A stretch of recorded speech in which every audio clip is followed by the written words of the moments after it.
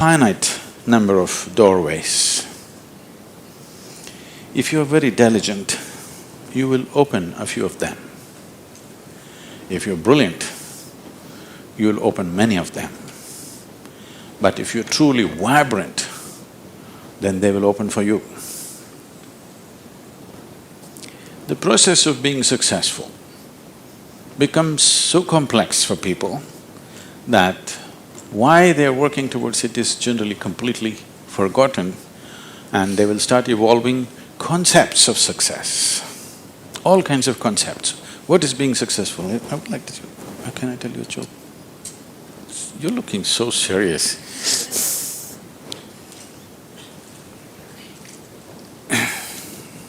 There was a man in India whose name is Shankaran Pillai. Okay, it's like John Smith.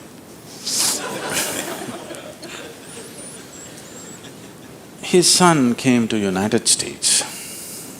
Obviously, an Indian young man means he's a software engineer. He went to Texas, Houston and started working there. Then he fell in love with a white American woman. He struggled because back home, this love affair is a crime. He struggled and struggled, then one day told his mother. Then the mother informed the father, and the father exploded.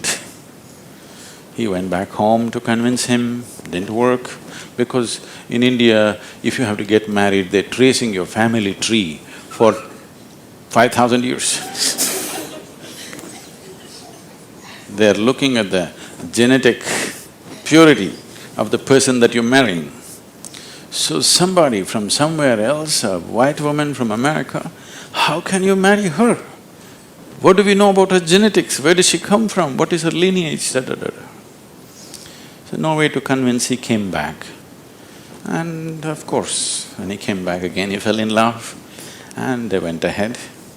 Then the father disowned. Shankaran Pillai just disowned his son, I have nothing to do with you.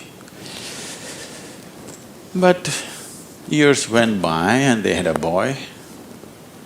And the boy's picture from the day he was born, it was on the Facebook, and the wife sticks it in his face, and the little baby, and it is growing up every day and all the things. Slowly, you have disowned the son, but the grandson is a different matter. Slowly, within a matter of 1-2 years, he completely fell in love with this little baby that he has not seen. Things happened and people started coming from America, those who were traveling. Oh, you must see your grandson. You not seen him? Oh, you must see him, this is the fruit of your life. Slowly it caught him. Then he decided he's not going to see his son's face. He'll come to America and only see the grandson's face. And of course he's not going to look at that white woman.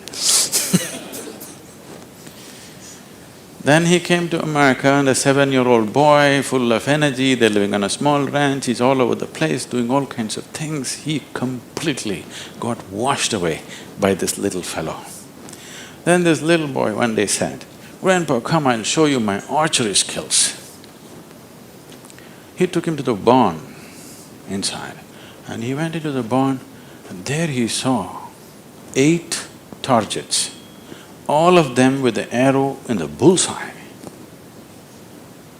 Shankaran Pillai looked at it and then he thought, oh, this is my grandson. He thought of all the great legendary archers of India, Arjuna and Ekalavya and he saw the future, all the Olympic gold medals falling from the sky.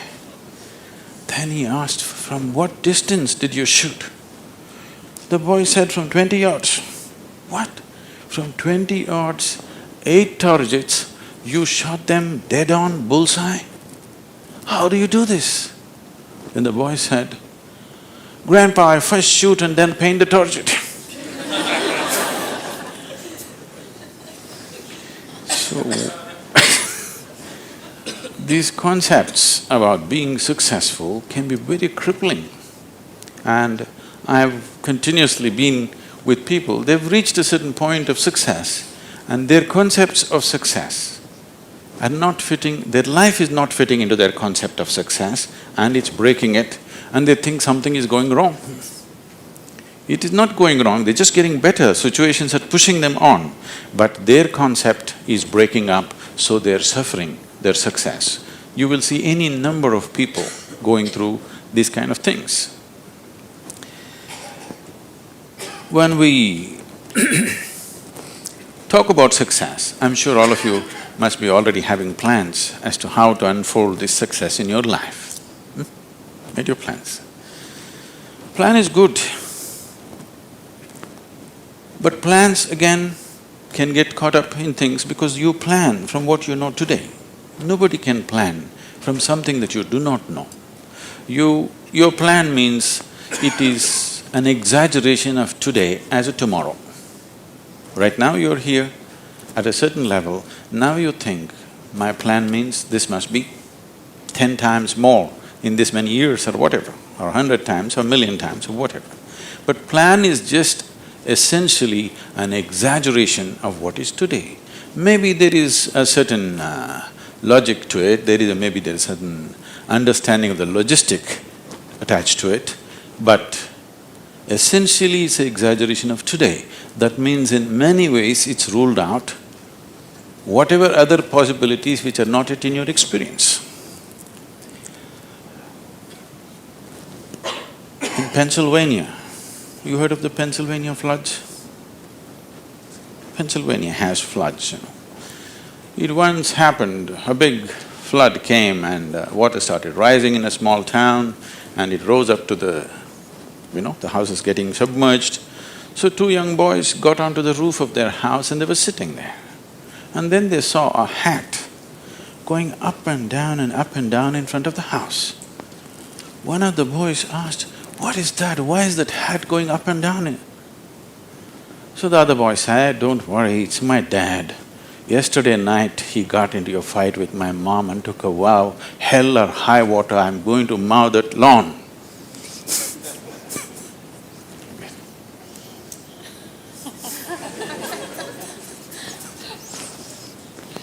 So, plans can be debilitating. It's good to have a plan, but it's more important that you have a purpose. If you have a purpose, plans will evolve, things will happen, plans will fall apart, new things will come up.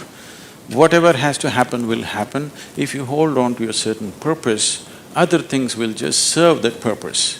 But if you are very committed to a plan as such, then plan can become a blueprint for restriction. It is also a possibility. It's all right to hold a plan, but you must hold a plan at a certain distance. You shouldn't get identified with the plan. The process of success. See, essentially success is a desire in every human being. You can put some fire into it and make it your passion. But if it becomes a need within you, that you must be successful, otherwise you will suffer, then you are heading for a problem, a serious problem. Our passions can turn into poison if we start becoming resentful for the non-fulfillment of those passions.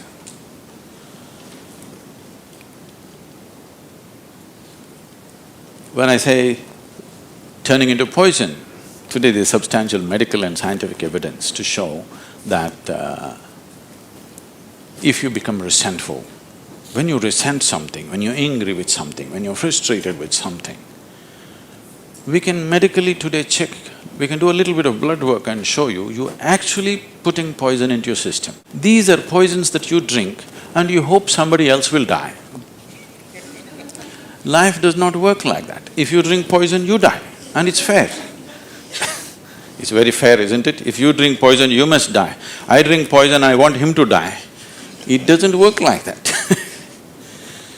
So these emotions always take away the fundamental ability.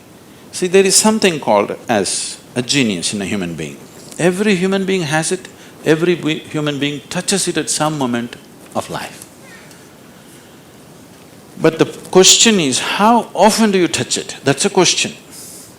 You sparked once in your lifetime, that's not good enough. You must be sparking all the time, isn't it? What is genius? There are many ways to look at it. One simplest way to look at it is,